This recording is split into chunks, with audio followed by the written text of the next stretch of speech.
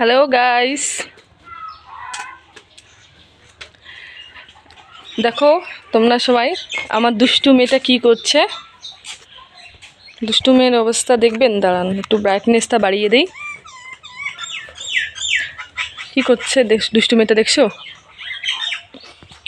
ঠাকুরের সব ফুলগুলো এনে ও এখানে খেলছে।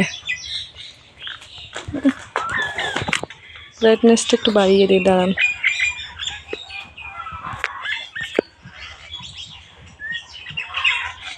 ওর ঠাম্মা পুজো দিয়ে গেছে, এখন ও সবগুলো ফুল এনে এখানে খেলছে।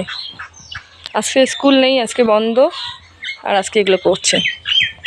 আর আমাদের বাড়িতে একটা জিনিস থাকে না, সেটা হলো তুলসী গাছ। তুলসী গাছ আনতে আনতে তুলসী পাতা ছিঁড়ে সব এনে এইভাবে খেলবে। এই যে আমার দুষ্টু মেয়েটা, যত বকো যত মারো তবুও শুনবে না, ও ওটাই করে যাবে। এই যে আবার যাচ্ছে আনতে। আর আনিস না, আর আনিস না, ওই আনিস না, আর কিচ্ছু আনবি না এখান থেকে।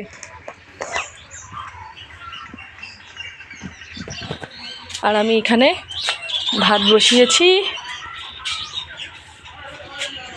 আজকের মেনু ভাত, ডাল, আলু ভাজি। সো গাইস, টাটা, বাই বাই। আর চ্যানেলটি ভালো লাগলে অবশ্যই লাইক, শেয়ার, সাবস্ক্রাইব করে দিবে। এগুলো ভাইরাল হোক হোক না হোক নাই, কিন্তু কিছু স্মৃতি রাখার জন্য।